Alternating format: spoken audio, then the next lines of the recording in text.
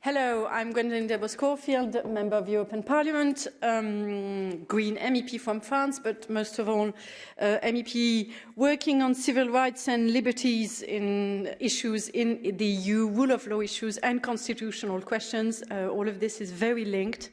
One of my great fear for the next years is an EU where member states don't threaten to go out. I think Brexit was a very good lesson for all of them. So far-right governments don't say that anymore. They say they will go on with EU, with the Eurozone, with the market, with the common market, with everything that is comfortable for them, but they will empty it from its substance, the values, the hope that EU was, the project that is behind it. And I think against this, we need more than the usual EU bubble. We need citizens showing their interest for EU. We still are lacking this interest. We still are lacking a real on-the-ground feeling for European citizenship. We have this interest the minute war comes in, the minute threats come in, but in the other countries it's still very fragile. So I think we should welcome all initiatives to foster this hope around EU and the project that EU is. So I welcome very much this project and this initiative from these different NGOs, and I was happy to host it here, to host the launch of this project, and now I will leave them the floor to explain what the project is, and I will maybe first let Brando make a word.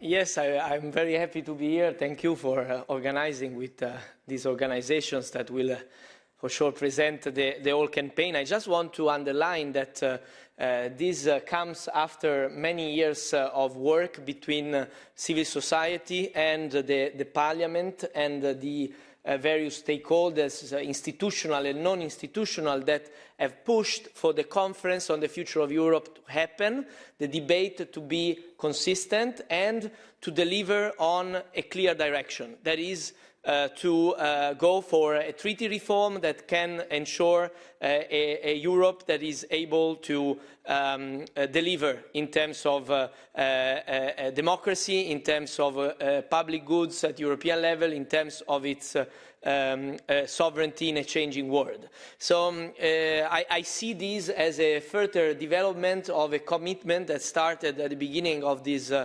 mandate by many MEPs and organizations to try to elevate the debate on the constituent dimension of the Parliament and the constitutional architecture of the Union. And I think that it will be very important to launch a clear message today from this place today, where we are celebrating in various ways the 9th of May, that we want the European democracy to deliver, and we want the European Parliament at its center, and we need a campaign like this to sensibilize, to make people understand why it's important to have a working and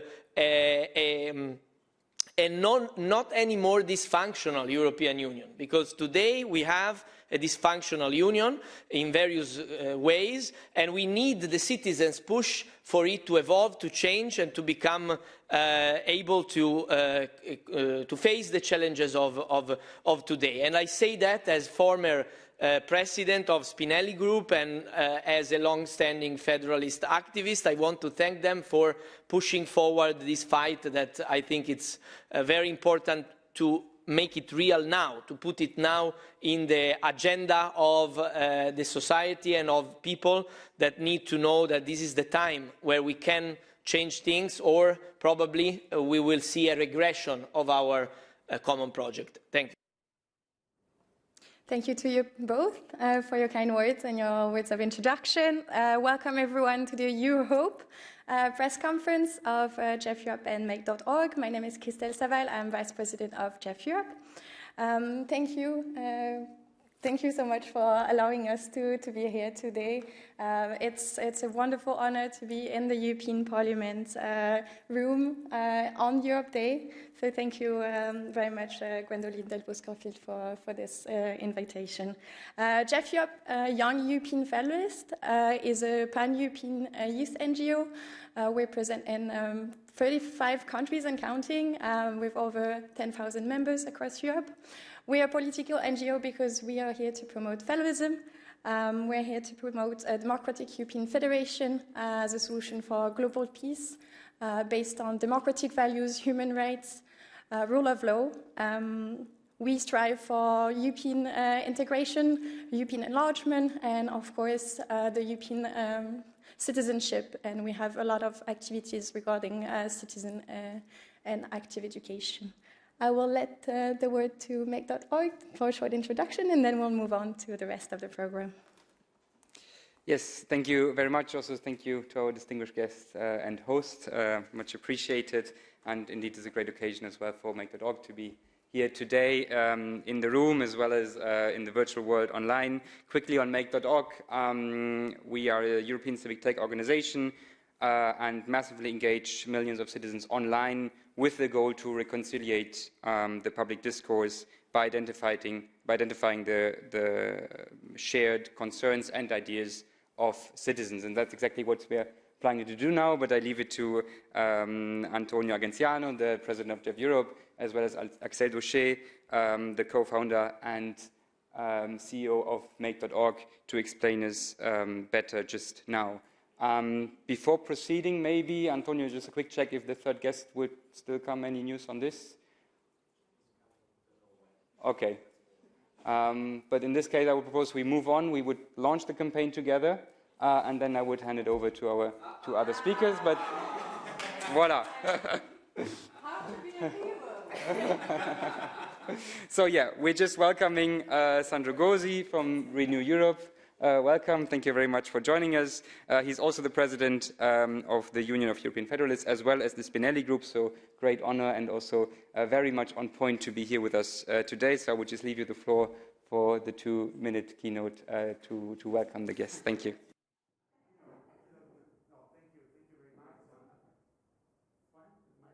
Yeah, well, thank you very much. I'm really pleased that I made it, and I'm really pleased with this initiative, which I followed since the very beginning, thanks to the very good work of all the promoters, but especially of the Young European Federalists, and to the work of Antonio Argenziano, who has involved me since the very beginning of this initiative. And I do believe that there is a strong need for hope.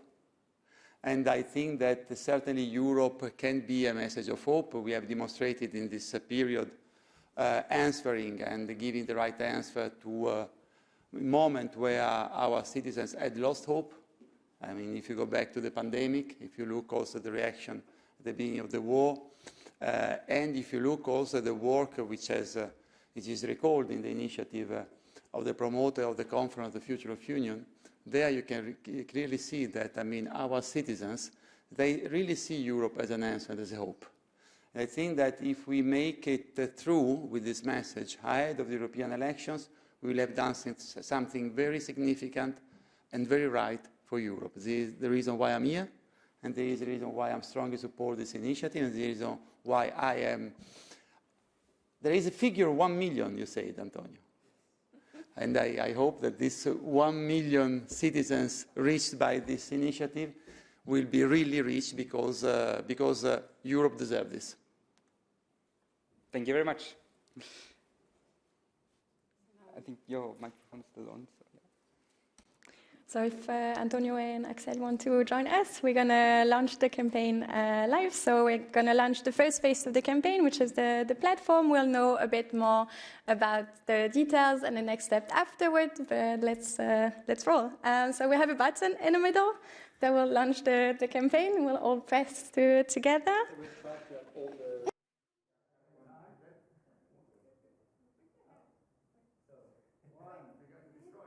One, 2, 3.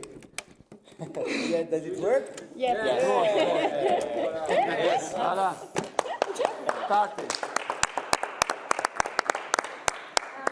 let's just do a quick picture and then... Yeah. I will leave you maybe the photo. Yeah. Okay. The quick picture and then... Yes, let's take a picture. All together? Andre, can. You don't know. So we never know where to put our hands in that case. As you want. Fantastic, Axel.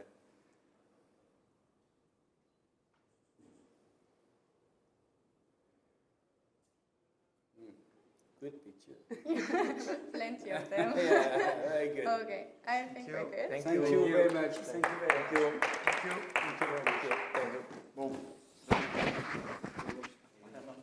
Thank you. No. It's yours.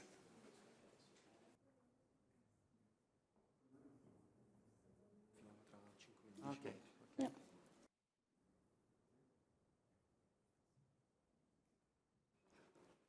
Antonio, if you want to take the word.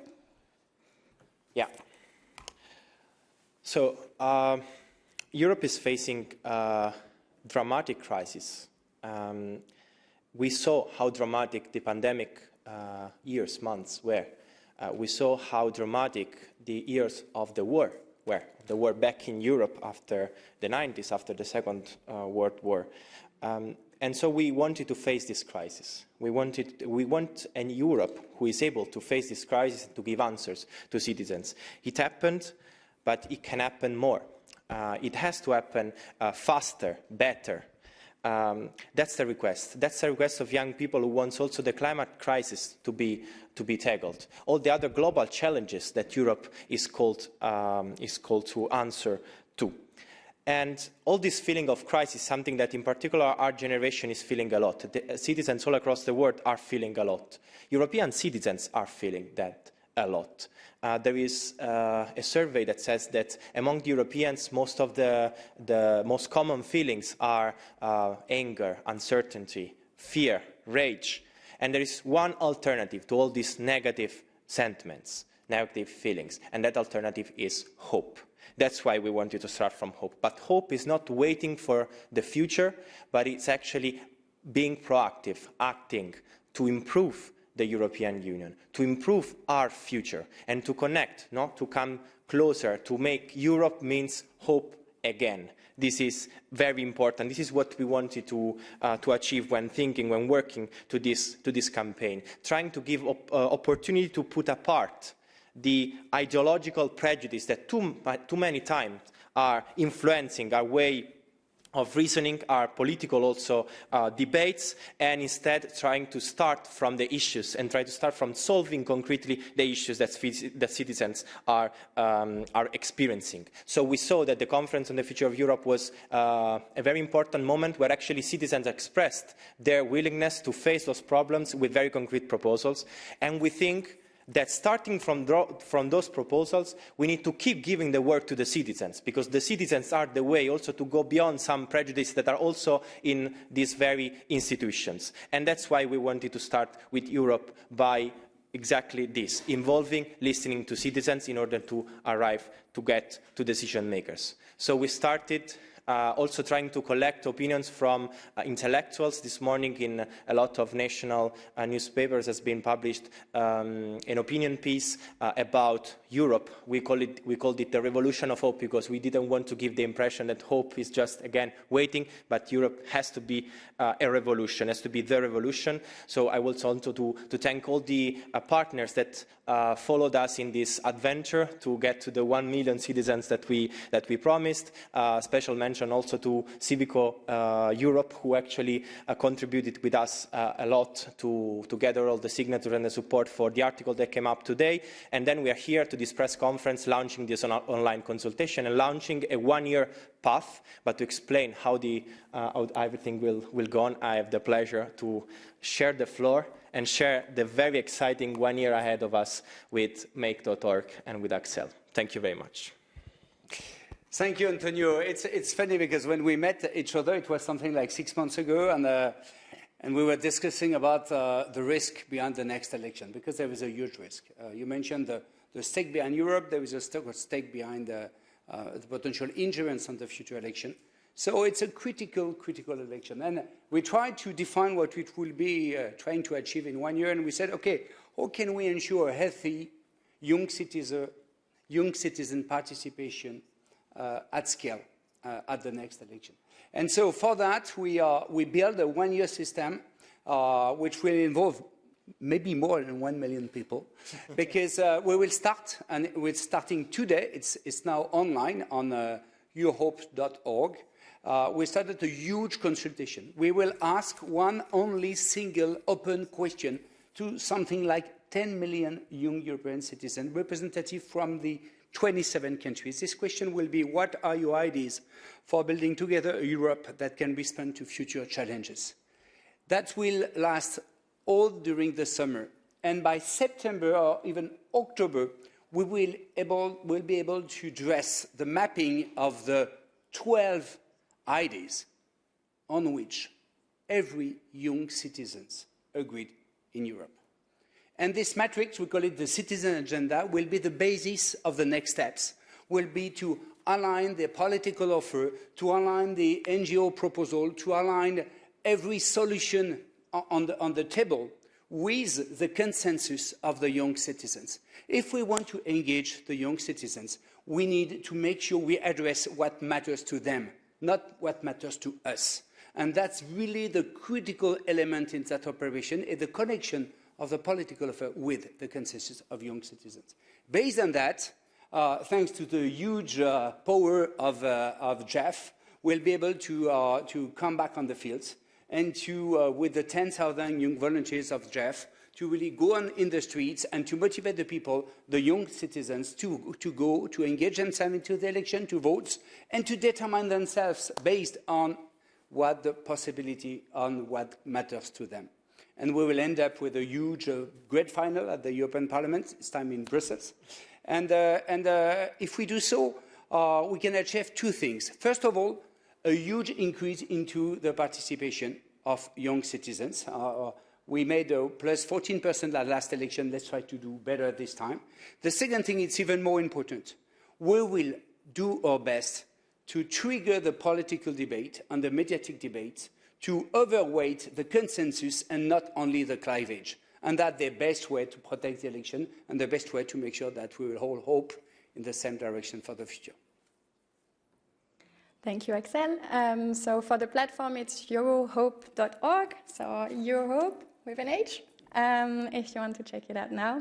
If there's any question, feel free to ask it now or reach out later.